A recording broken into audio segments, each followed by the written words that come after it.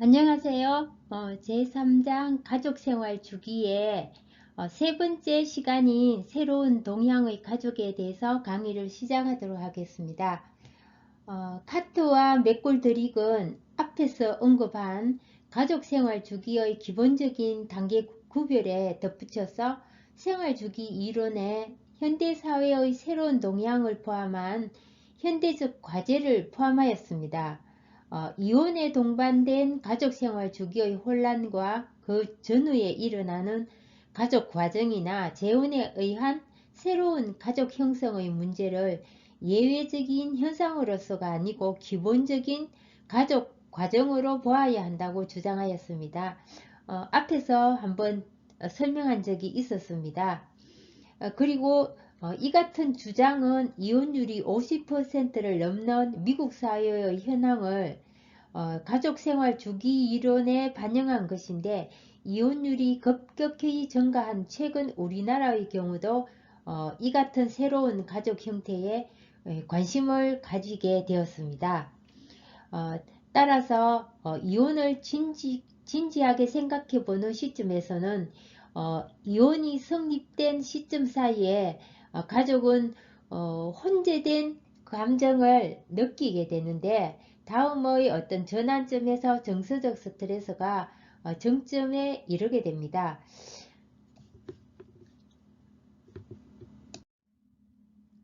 새로운 동양의 가족은 두 가지의 특성으로 분리되는 가족의 특성을 살펴볼 수 있습니다. 첫 번째로 이혼가족의 특성과 두 번째 재혼가족의 특성입니다.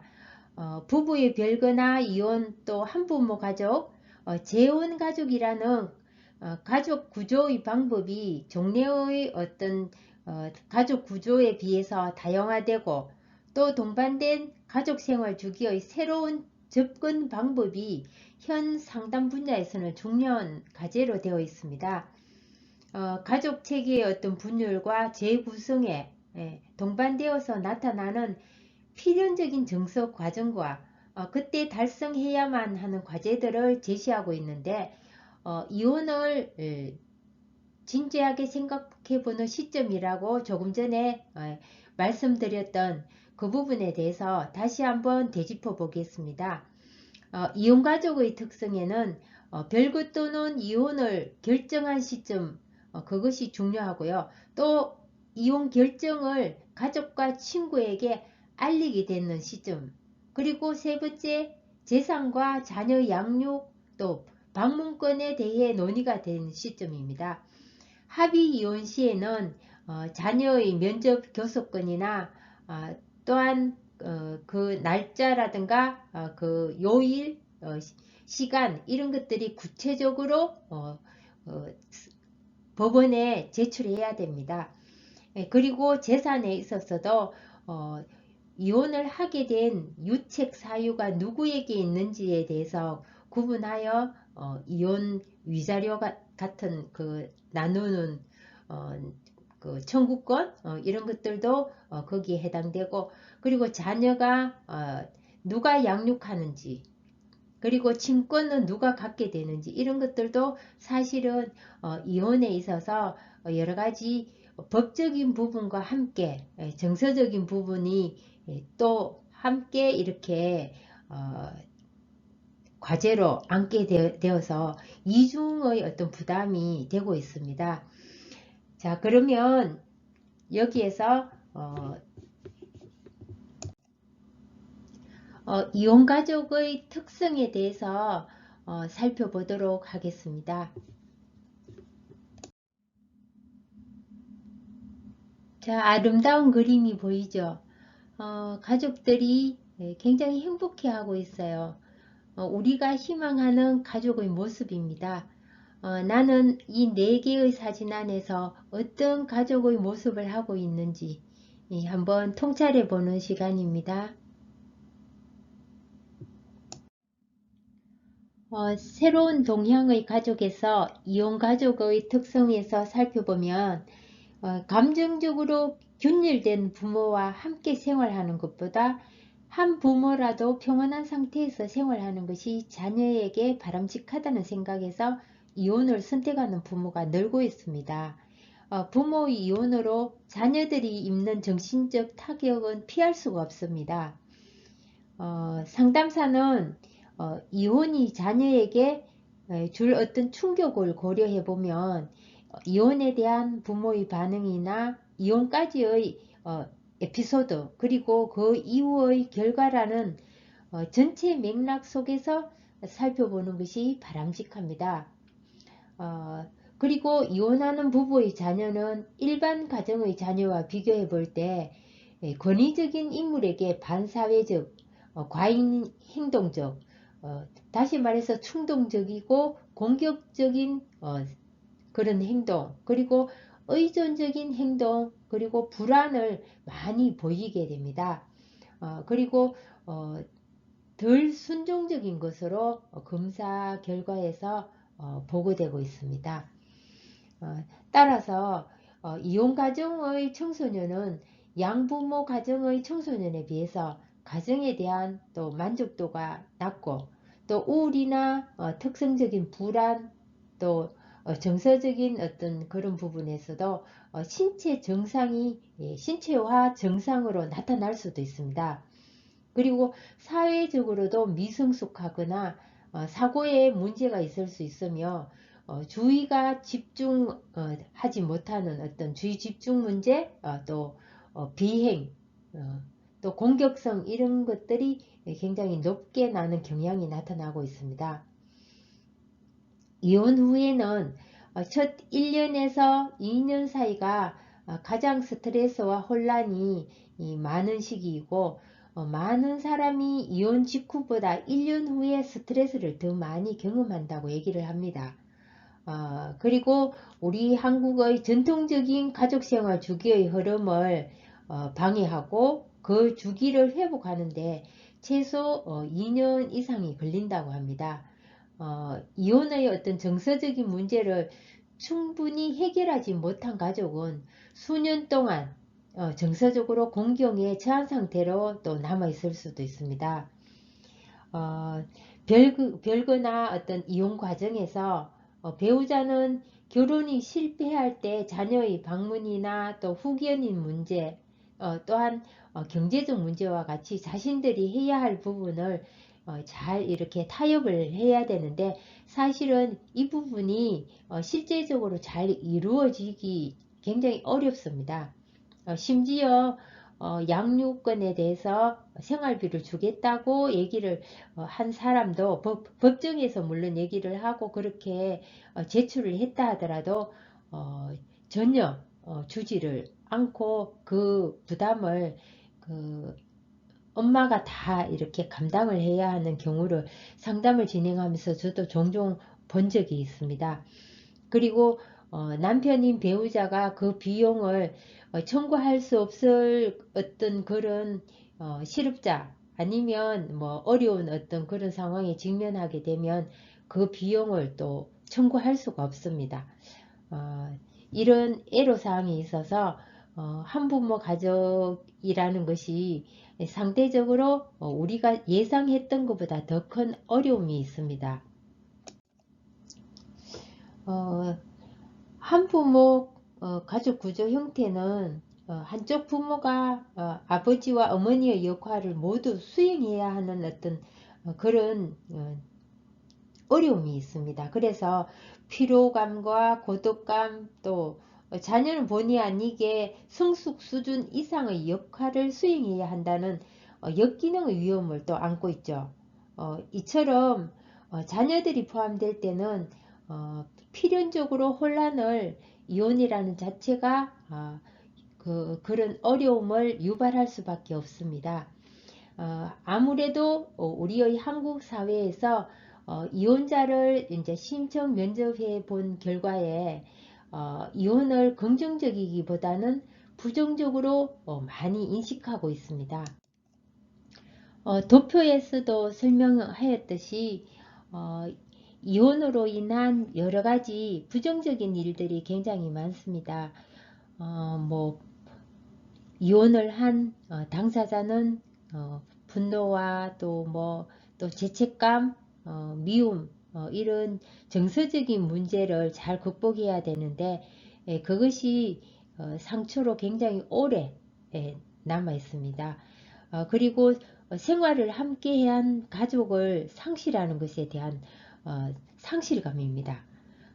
그리고 결혼의 어떤 우리가 그 백마 타고 온 왕자는 아니지만 결혼을 할 때 그런 기대나 희망을 가지죠. 그래서 그것을 감내해야 되는 어떤 그런 슬픔, 비애라고 밑에 되어 있습니다만 확대 가족과의 어떤 접촉 유지 이런 것들이 굉장히 중요한 문제로 대두되고 있습니다. 부모 이혼에 대해서 자녀들이 어떻게 반응하는가는 자녀의 연령과 성숙 정도에 따라 다른데요. 이 아이들이 겪는 어려움은 발달 단계에 따라서 조금씩 차이가 납니다.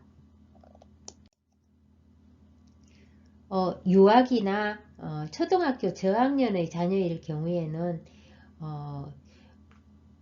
뭐 잠자는 거, 그리고 먹는 거, 이렇게 의식주 이런 것들에 대한 필요한 것을 이제 스스로 해결해야 된다는 어떤 막연한 공포감을 가지게 됩니다. 그리고 때로는 남아있는 다른 부모에게 버림을 받을지도 모른다는 두려움 같은 것을 가지게 되므로 나이에 걸맞지 않게 어른스러운 어떤 행동을 하기도 합니다. 또한 의식주에 대한 걱정을 하는 것은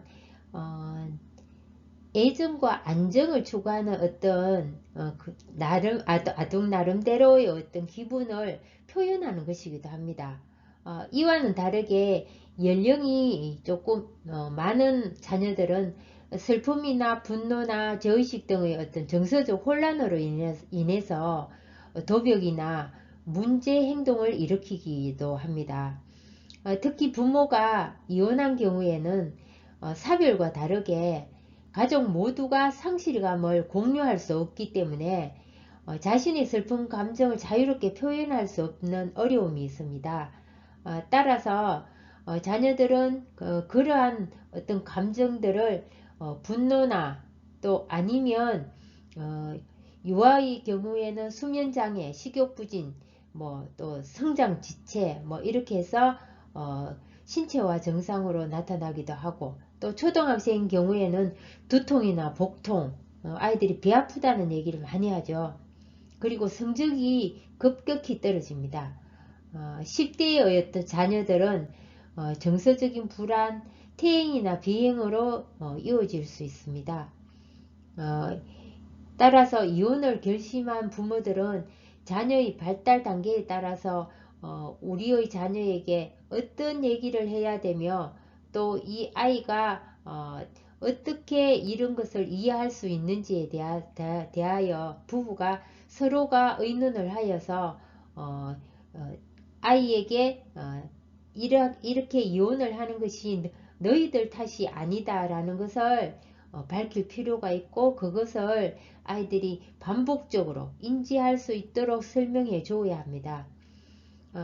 이혼이 진행되는 과정에 대해서 또한 자녀의 수준에 맞게 그들에게 솔직하게 알리는 것이 무엇보다 중요합니다.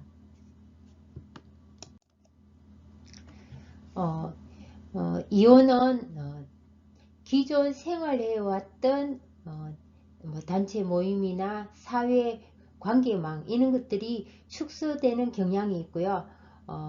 이런 것들이 점차적으로 수용되면서 또 이제 사회적 관계망 축소 이런 것은 이혼 당사자뿐 아니라 이혼자의 어떤 부모에게까지 영향을 미치는 것으로 밝혀지고 있습니다. 그러므로 어떤 이혼은 당사자와 가족뿐 아니라 가족 관계와 사회 관계에서도 영향을 미치게 되고, 또 남편 및 아내의 친족을 포함한 이혼 전에 성립되었던 사회적 관계를 재정립해야 하는 과정을 안게 되어 있습니다. 아직도 우리 한국에서는 사회적 낙인에서 벗어나기는 쉽지 않은 것 같습니다.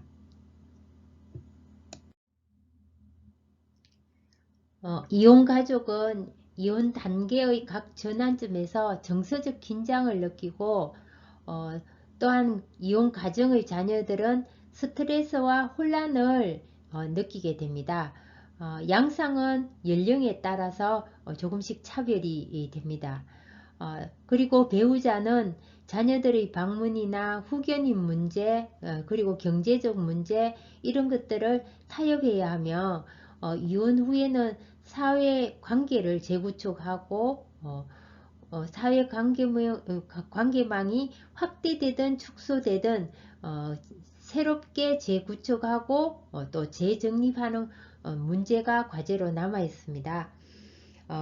이혼 과정 동안 분출되는 어떤 정서들은 정서적 이혼에 대한 작업과 관계되는데 이것은 결혼생활 동안 부부가 서로로부터 이 생활 안에서 자신을 되찾아가는 과정이라고 생각을 하면서 우리는 긍정적인 시각으로 이들을 바라보고 그들이 위축되지 않고 자신이 올바르게 살아갈 수 있도록 회복할 수 있도록 조력해 주어야 합니다. 재혼 가족의 특성을 살펴보면 이혼의 증가와 함께 재혼 가족의 비율이 늘어나기 시작했습니다. 그리고 재혼 형태도 달라지고 있습니다.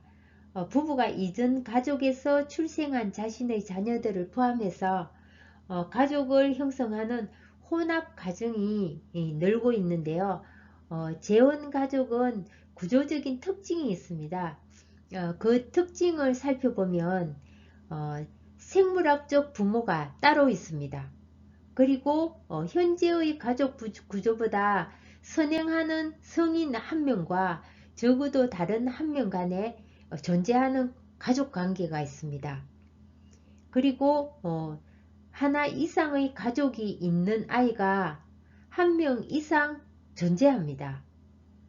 또 법적으로 관련이 없는 아이가 있는 부모가 존재합니다. 또한 간단하게 두 사람으로 시작하는 부부도 있습니다. 재혼 가족을 구성할 때는 기대를 가지고 시작합니다.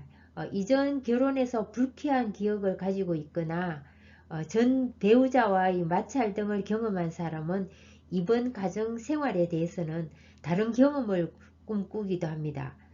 따라서 이전 결혼 생활에 대한 좋은 경험을 가진 사람은 새롭게 구성되는 가족들에 대해서도 이전 가족과 유사한 행동을 기대합니다.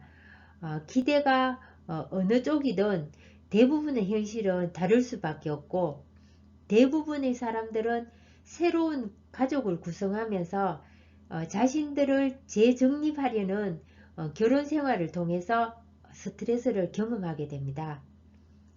따라서 배우자와의 관계가 이전 배우자와 또 재혼 배우자와의 친밀감을 예측하는 중요한 변수가 될 수 있습니다. 재혼 가족의 자녀들이 겪는 어려움 중 가장 큰 문제는 충성심의 문제인데요. 자녀들은 새롭게 형성된 가족에 자신을 맞추어 가야 할 때 충성심에 대해서 딜레마에 빠지게 됩니다. 왜냐하면 그 이전 부모에게 대한 배반이라고 생각하기 쉽거든요. 그래서 상담사는 이러한 아이들의 자녀들에 대한 감정을 잘 이해를 해주고 그 문제에 대해서 각별한 주의를 기울여야 합니다. 자녀들이 스스로 서서히 감정을 정리하고 다가갈 수 있도록 조언해주고 또 부모들이 무조건 새로운 가족에 적응하도록 강요하지 않도록 그렇게 조력을 해야 합니다. 그렇지 않는다면 오히려 자녀들은 이전 가족에 대해서 고차게 버릴 수 있다는 사실을 깨달을 수 있습니다. 그래서 이러한 부분을 새로운 가족에게도 알려주고 그 부분에 대해서 함께 극복해 나갈 수 있도록 해야 됩니다. 재혼 가족의 궁극적인 목적은 통합이지만 그 이전의 가족 모두가 안정감을 갖는 것이 가장 중요합니다. 재혼 가족의 구성원은 부모의 별거 그리고 부모의 죽음 이와 같은 중요한 어떤 상실 경험을 가지고 있는데 서로 다른 경험과 또 전통 가치관 기대를 지닌 사람이 어느 시점에 한 가족을 이루게 되었으므로 어려움이 있습니다. 따라서 재혼의 어떤 결과로 생긴 의부 가족 새로운 가족 체계의 안정성을 가지려면 새로운 가족 생활 주기의 단계를 거쳐야 합니다. 재혼은 가족의 정서적 과정에서 새로운 전환기이기 때문에 이 새 결혼과 새 가족에 대한 투자와 이에 관련된 두려움이 발생할 수 있습니다. 또한 이 시기에는 이전의 결혼에서 생긴 자녀가 갖는 두려움과 또 이전 부모에 대한 충성심 또 자녀와 확대 가족 또 이전 배우자가 보이는 적대감과 당황스러운 반응 또 가족 구조와 역할 및 관계에서 모호한 것에 대한 갈등 또 부모로서 자녀의 복지에 최선을 다하지 못했다는 죄의식 기타 등등 또 전 배우자에 대한 애착 관계 이런 것들이 갈등으로 야기될 수 있으므로 첫 결혼이 두 가족의 결합을 어떤 의미하는 것처럼 두 번째 결혼에도 둘 이상의 가족이 결합을 하므로 재혼 가족은 새로운 가족 구조의 적응처럼 새로운 가족 구조를 효과적으로 운영하는 데 있어서는 최소 2, 3년이 걸리기 때문에 이 시기를 두 사람이 함께 노력하고 이런 경계가 모호하고 부정적인 감정 기타 등등 스트레스 역기능을 전반적으로 잘 이렇게 다스리고 이해할 수 있도록 노력해야 합니다. 그리고 재혼가족은 각 발달 단계에서 가족관계의 복잡하고 역동적인 네트워크를 재협상하고 재조직하는 것을 요구합니다. 즉각적 사랑을 요구하는 계부모는 좌절과 거부를 느끼기 쉬우므로 부모 자녀의 관계가 좋을수록 재혼가정의 만족도는 높아지고 재혼한 부부가 아이를 낳을 경우에는 더 친밀해진다는 어떤 결과가 있습니다.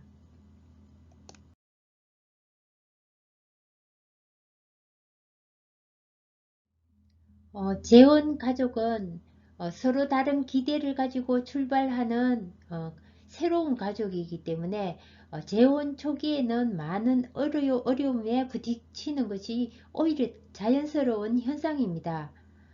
그리고 이것은 재혼 가족의 중요한 부분을 이야기하는 것이기도 합니다. 재혼 가족의 구조 자체가 초기에는 연약한 부부 하위 체계 그리고 밀착 형성된 부모 자녀 관계 지속적인 방해로 이루어지는 복잡한 가족 체계를 가지고 있으므로 재혼 가족은 이핵 구조라는 특성을 가지고 있습니다. 이것은 가족 시스템을 구성하고 있는 두 개의 상호 연결된 가족 집단을 의미합니다. 재혼가족은 여러가지 해결해야 될 점들이 많죠. 따라서 카트와 맥골드릭은 당면한 중요한 문제를 다음과 같이 첫째, 과거를 정리하기 그리고 둘째는 재혼 가족들의 삶에 대한 걱정과 공포를 줄이기 그리고 세 번째는 가족 간의 신뢰를 확립하거나 재확립하기 그리고 네 번째는 현실적 태도를 촉진하기. 현실에 대해서 적응력을 길러 나간다 이런 뜻입니다. 그리고 다섯 번째, 타인에 대해서 정서적 심리적으로 사랑하기. 따라서 재혼가족의 중요한 부분은 부부관계를 견고히 하기 위한 시간을 갖는 것입니다. 그리고 감정을 서로가 느낄 수 있어야 됩니다. 좀처럼 가정생활에서 자신들의 부정적인 감정을 드러내지 않는데 이러한 부분에서 서로가 표현할 수 있고 그것을 성화시킬 수 있는 것들이 이루어져야 됩니다. 또 가족 성원을 결속력이 있는 가족 단위로 구성원을 통합시키는 것인데요. 첫 번째 가족보다 결속력이 떨어집니다. 그래서 여러가지 문제가 일어날 개연성이 훨씬 크죠. 증가할 수 있고요. 가정생활을 영위할 때 또 많은 스트레스의 원인을 가지고 있습니다. 평균적으로 개의 부모나 자녀들과 깊은 관계를 유지하고 부모 역할을 하기 위해서는 2년에서 5년 정도의 시간이 보통 대개 걸린다고 합니다. 이것은 새롭게 결혼한 부부가 친밀감을 형성하는 시기와 비슷합니다. 재혼 가족들의 강점은 그들의 생활 환경인데요. 개 부모는 이전의 경험을 교훈 삼아서 새 배우자 또는 자녀들에게 예전에 하지 않았던 공통 활동을 제안할 수 있고 또 상담사는 이런 생활 지식을 재혼 가족의 구성원들이 유익한 방법으로 그들의 환경에 활용하고 적용할 수 있도록 도울 필요가 있습니다. 새로운 가족 성원이 동질감을 갖도록 도와주고 구성원들이 서로의 입장에서 이해하는 게 도움이 될 수 있도록 조력하여야 합니다. 또한 재혼 가족의 발달 과제로는 대상 상실의 슬픔을 극복하고 새로운 생활 양식을 확립하는 데에 있다고 보면 되겠습니다.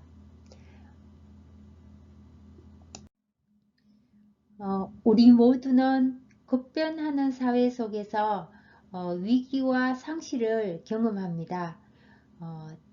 삶에 대한 긍정적인 기대감으로 여러분 모두 노력하며 성취해 나갈 수 있기를 바라며 이 시간 강의를 마칩니다. 제4장에서 뵙겠습니다. 감사합니다. 수고하셨습니다.